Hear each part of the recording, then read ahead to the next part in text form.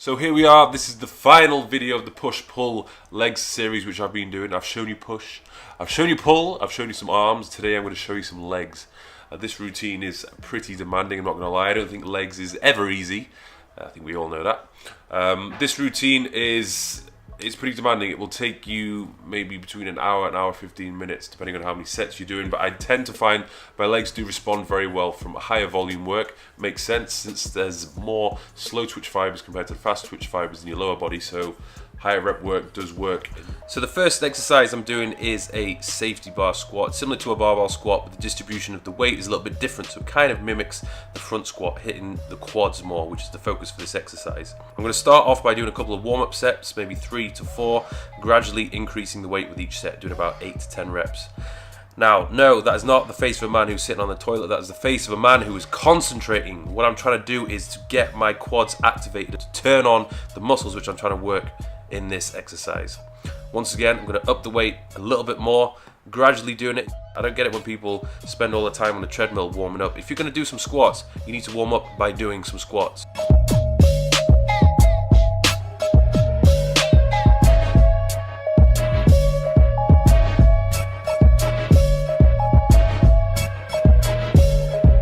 So once you've reached the target weight which you're going to lift, this is going to be your first working set. So for me, I'm aiming for about 6 to 8 reps. Now when I'm doing this exercise, I'm making sure that I'm in complete control.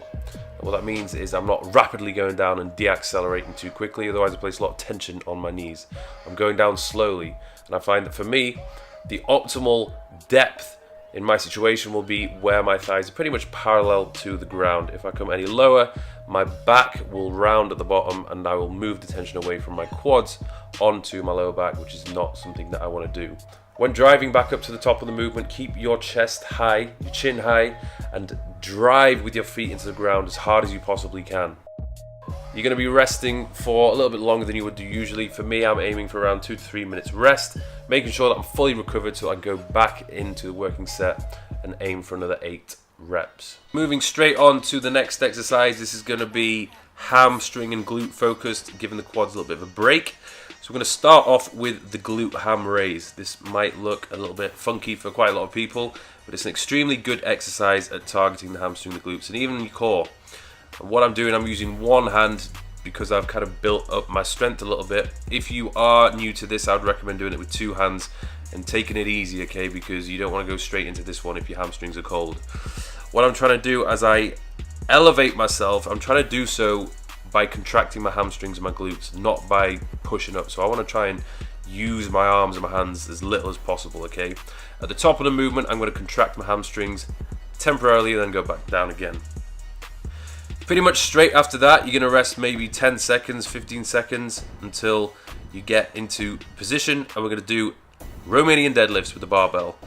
Now, personally, I don't go too heavy with these. I feel it's very easy for me to place a lot of the tension on my lower back. My lower back is ginormous, to be honest. I really don't want it to get any bigger, so I'm focusing the tension as much as possible on my hamstrings.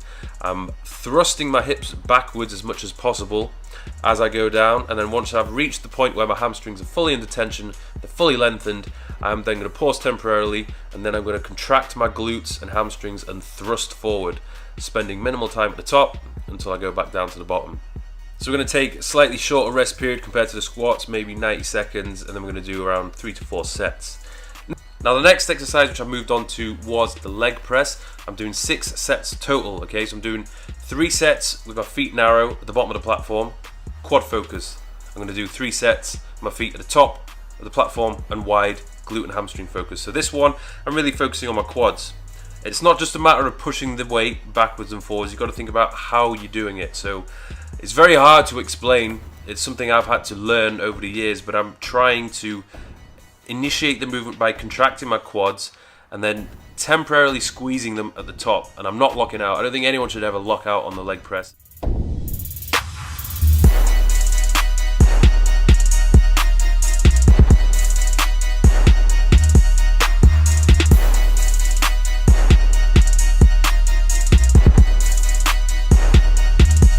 And as I mentioned before, we do the final 3 sets with a wide stance, feet high on the platform.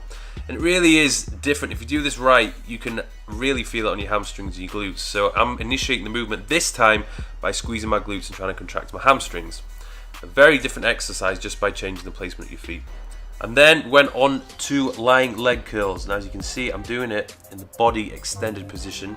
This basically allows my hamstring to get in a shorter position at the top of the movement. And as my hip is in extension, it basically overloads the top portion of the strength curve. After 6 reps in this position, I would then get into the normal lying position and perform another 6 reps. And you will find that when you do it in the normal position, it's a little bit easier compared to doing it with your body extended. After doing these 12 reps in total, I'd then move straight on to the leg extension. This time I was doing 1 leg at a time. I'm going to do 12 reps on each leg.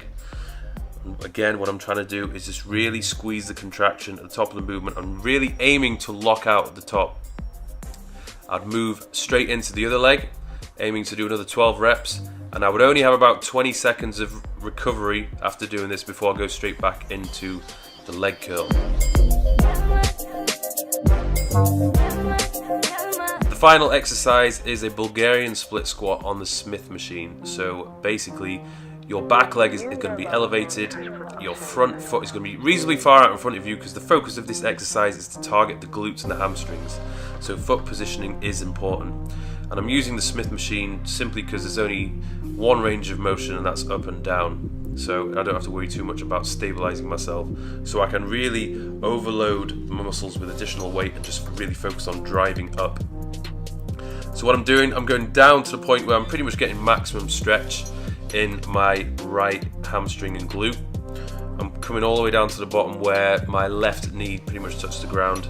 Then I'm going to have a temporary rest after 10 to 12 reps, because if you try and go straight into the other leg after you've done one leg, you pretty much fail almost immediately. So I like to have that 20-second rest before going into the other legs. It allows me to really get the most of it. So as you can see, all the way down, driving up as hard as I can by contracting my glute and my hamstring. I'm really not trying to engage too much of my quad in this exercise.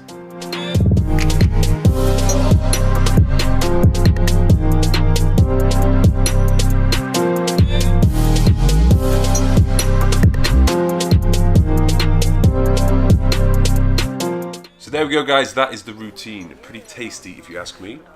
I'll put the full routine in the description box below, so check that out and try it for yourself. Thank me later. I don't think your legs will be thanking you. You may be sore for a couple of days after this one, but being sore is good. It's a good thing. It's good. If I'm not sore after legs, I'm questioning how hard I went on leg day. You got to go hard, but you got to train smart at the same time as well, like I said. So I'm going to be following this split maybe for 1 more week, 2 more weeks. It's been good. I've seen some positive results from this. I've enjoyed it. It's a good routine, push-pull legs with a little bit of arms as well. It's good. It's working for me. It's good. As always, if you have any questions about the routine, just drop a comment below and I'll do my very best to get back to you. Thanks for watching, guys. Don't forget to subscribe to see some of my latest videos. And that's it from me. Enjoy your day.